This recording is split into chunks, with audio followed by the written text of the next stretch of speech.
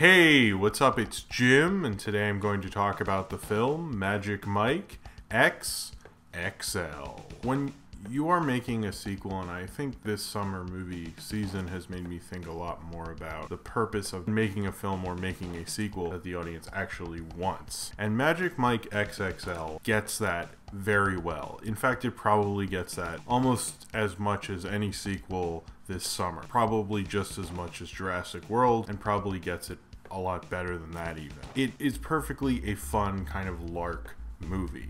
It's not as serious as the first film. This film gets rid of the existentialism of the first film. I don't think anyone wanted Magic Mike XXL with more existentialism than the first film. It tones that down. It tones down the seriousness so you can have a fun movie about male strippers. And for its audience demographics, I think that works out very well. You have a much more fun Magic Mike movie that a group of girlfriends could see together and laugh at and joke at during, and it works perfectly for that. That's one of the great things about Magic Mike XXL, is not only that it works so well for just its demographic and in a sales way, but also that it just understands the kind of movie it needs to be. And just as the first film understood it was a very Saturday Night Fever influenced kind of independent small film about male stripping and learning how to grow up and go through that, this film about coming back to male stripping as kind of like a fun road trip with a bunch of old friends gets the correct vibe for this kind of a film. It makes it one of the more enjoyable, fun sequels I've seen in a really long time.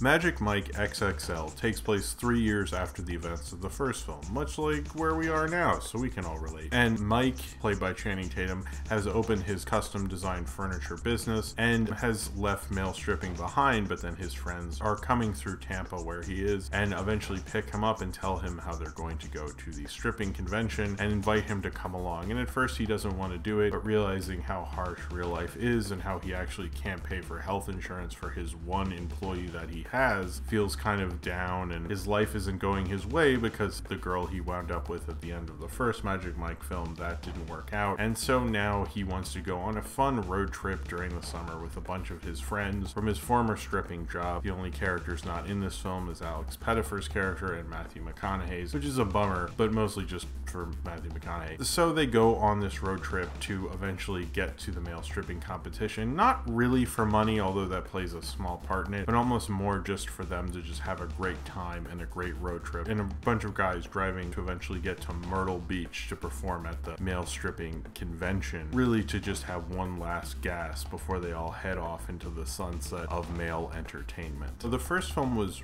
really shot like a first-time feature. It was really shot like a small independent movie, even though it was directed by Steven Soderbergh, and he had a very illustrious career long before Magic Mike, but he made it like a small low-budget 70s film, really. And this is kind of like its 80s sequel, and it still feels in that looser, low-budget feel to it, which I think if this film was a lot bigger or a more Hollywood production, I don't think it would be as good. The fact that they get the kind of the tone and the production qualities to it so much in this film really works for it, and I like its looseness. It's not really about anything. There's not really any conflict. The only conflict is like internal, and you really get arcs with each of the characters, each of the male strippers, and a lot of the characters that weren't emphasized as much in the first film, like Matthew Bomer's character, like the Tarzan guy, like Joe Manganiello, get more highlighted scenes in this one. I think it works out for this film just because it's so much more of a lark and so much less structured, gives it kind of more of a fun party atmosphere, but also that you have such a great group of actors working together and they have such great charisma, and especially Channing Tatum, who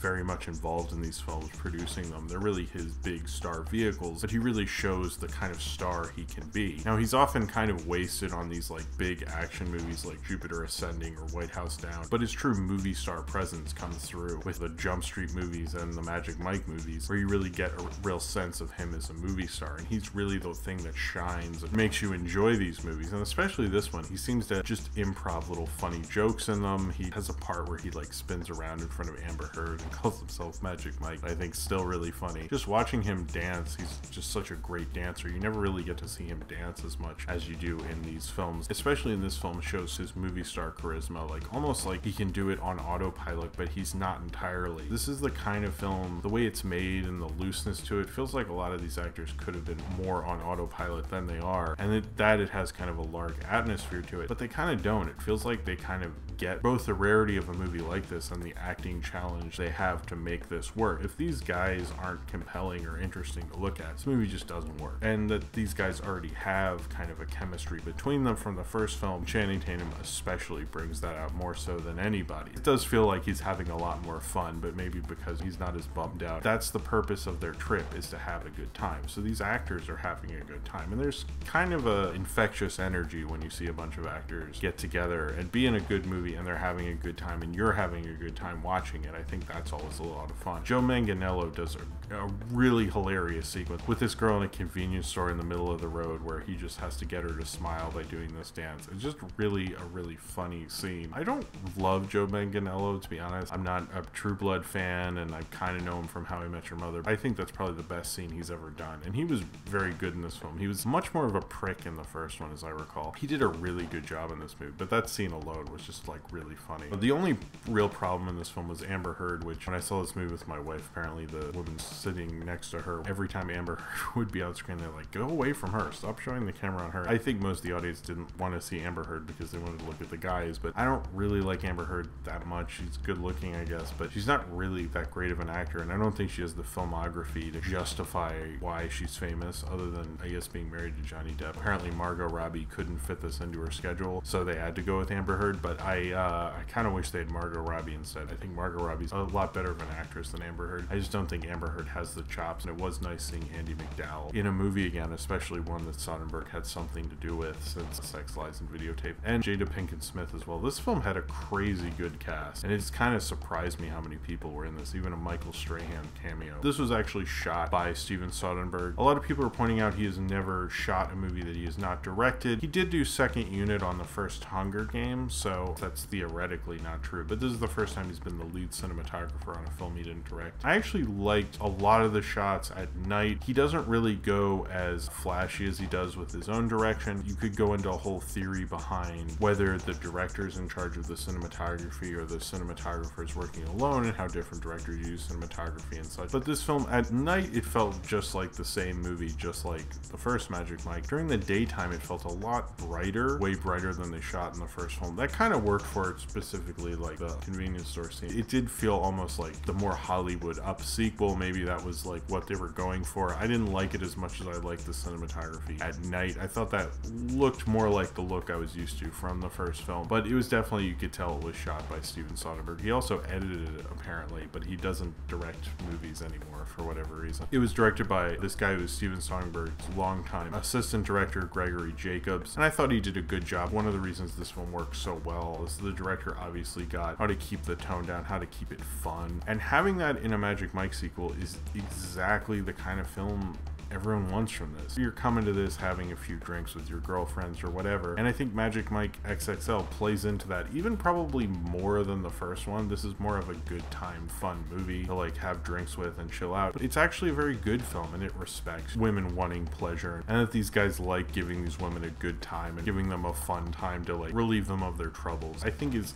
actually kind of cool, and it shows a film that actually kind of respects women and respects their needs, as opposed to most films I think that are about these kind of things doing a very sexist angle. This is more of a realistic angle, and I don't think having more of a lark and having more of a fun freeform vibe without much of a plot isn't them kind of giving up and like lowballing it in or anything. What it really is representing is just them getting the kind of mood these characters are in, making the right kind of movie for these characters, and that kind of corresponded with the audience. And I think that made a very fun, open, almost no frills type of sequel. That open feel to it let there be more characters in it, but it didn't feel stuffy or anything. I felt like I had a good time. I was actually having a good time that day just with my wife, and seeing this movie was just kind of like another extra kind of pleasure of that day. It's just like having a good time, laughing the whole time, having a great time at the movies. And that's kind of what you want from the summer, and that's part of entertainment, and Magic Mike XXL gets that, but it gets it in a way that's fun, it's respectful, and it's just an awesome kind of sequel movie. It's not the deepest movie out there, it's not the silliest movie out there, it's just a good time. And